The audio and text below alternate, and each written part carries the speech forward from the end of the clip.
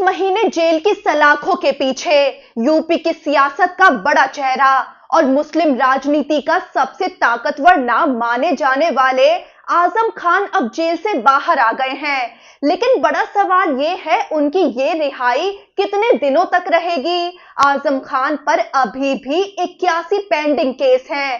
Sitapur jail के gate पर आजम खान की रिहाई का नजारा किसी सियासी जुलूस से कम नहीं था।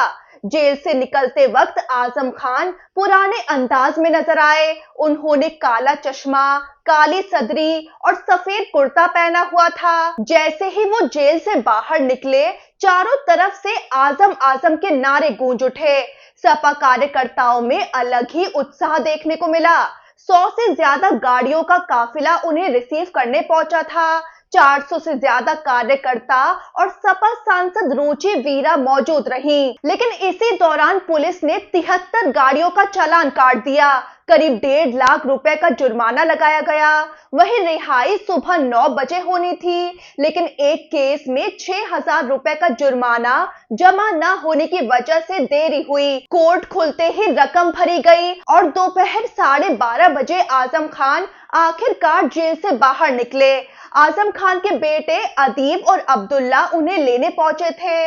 वहीं जेल से निकलते ही आजम खान की पहली प्रतिक्रिया भी सामने आई। वो बोले कि सबसे पहले मैं अपना इलाज करवाऊंगा।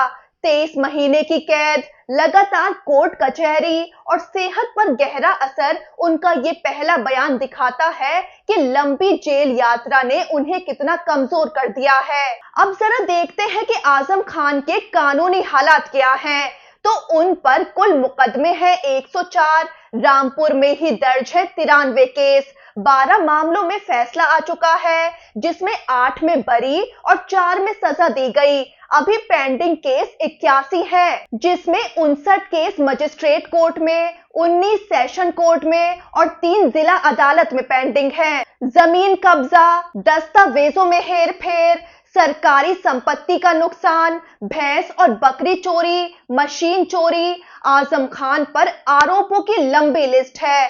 वही सबसे बड़ा झटका उन्हें 2022 में भड़काऊ भाषण केस में लगा था, जिसमें 3 साल की सजा और विधायकी चली गई थी। 2023 में बेटे अब्दुल्ला आजम के फर्जी जन्म प्रमाण पत्र मामले में 7 साल की सजा हुई थी। 2024 में जबरन जमीन बेदखली केस में 10 साल की सजा हुई थी। सड़क अवरोध मामले में 2 साल की सजा और मशीन चोरी में 7 साल की सजा हुई थी। यानी अभी राहत तो मिली है, लेकिन कानूनी पेच आजम खान का पीछा छोड़ने को तैयार नहीं है।